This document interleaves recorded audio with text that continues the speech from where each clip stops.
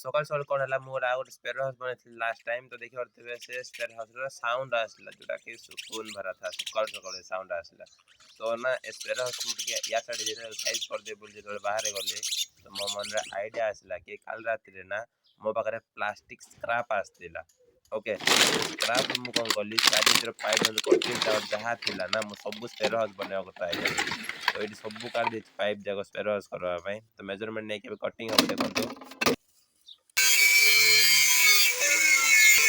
cutting कर ना मु स्पैरो हाउस ही बनेबी सब पाइप जे बड़ी सब पाइप स्पैरो हाउस ही हबो आ सब वेंटिलेशन रे लागि जिवो सिरा आ तार जो साउंड अछि ना भाई करिकी देखबे ना सकाल सकाल जो पूरा मजा लागबो तार साउंड रो उठु उठु ना पूरा दिन को चिल कर दबो मूड को भी चिल कर दबो ओके जो प्रकार साउंड हबो वेंटिलेशन रो